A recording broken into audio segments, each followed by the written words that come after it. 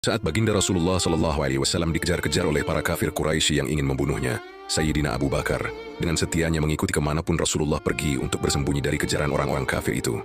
Saat itu Sayyidina Abu Bakar mendampingi Rasulullah SAW bersembunyi di gua kecil di Bukit Sur. Dalam satu riwayat dikisahkan, Sayyidina Abu Bakar dan Rasulullah SAW harus bersembunyi di dalam gua itu selama 3 hari 3 malam untuk memastikan situasi benar-benar aman.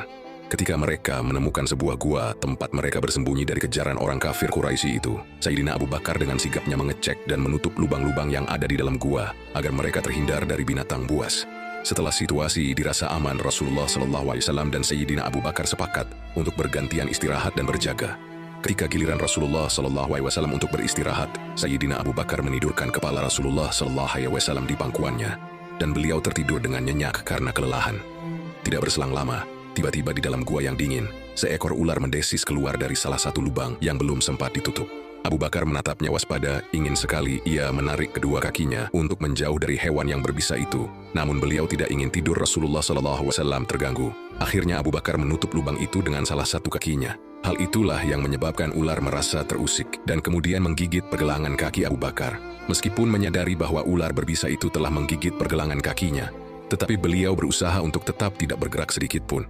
Tidak menunggu lama, sekujur tubuh Abu Bakar terasa panas karena bisa ular tersebut telah menjalar cepat di dalam tubuhnya. Abu Bakar tak kuasa menahan sakitnya bisa gigitan ular itu, sampai-sampai beliau mengeluarkan air mata menahan sakitnya. Tanpa ia sadari, air matanya menetes mengenai pipi Rasulullah SAW yang tengah berbaring di pangkuannya. Karena tetesan itu, Rasulullah SAW terbangun. Ketika Rasulullah tahu Abu Bakar menangis karena menahan sakitnya bisa ular, lalu Rasulullah SAW berbicara kepada ular itu, "Wahai ular, tahukah engkau, jangankan daging atau kulit sahabatku ini, sehelai rambutnya pun haram kau makan." Dialog Rasulullah SAW dengan ular ini adalah salah satu mukjizat yang dianugerahkan Allah SWT kepadanya. Ular berbisa itu tiba-tiba menjawab, "Aku mengerti ya Rasulullah, namun sejak ribuan tahun yang lalu, ketika Allah SWT mengatakan, 'Barang siapa memandang kekasihku dengan penuh kecintaan, aku anggap cukup untuk mengantarkan dia ke surga.' Saat itu aku memohon kepada Allah agar diberi kesempatan untuk memandang wajah Rasulullah dengan penuh kecintaan. Tapi di saat kesempatan itu, ada kaki Abu Bakar malah menghalangi pandanganku.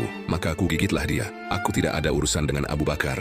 Aku ingin bertemu engkau wahai Rasulullah." Mendengar penjelasan ular tersebut, Rasulullah SAW bersabda, "Lihatlah ini, lihatlah wajahku." Maka ular itu pun memandang wajah Rasulullah dengan mahabbah penuh cinta dan kasih sayang. Tanpa menunggu waktu lama, dengan penuh kasih sayang Rasulullah SAW meraih pergelangan kaki Abu Bakar. Dengan mengagungkan nama Allah SWT, Rasulullah mengusap bekas gigitan itu dengan ludahnya. Dan Maha Suci Allah, seketika rasa sakit yang diderita Abu Bakar hilang tak berbekas.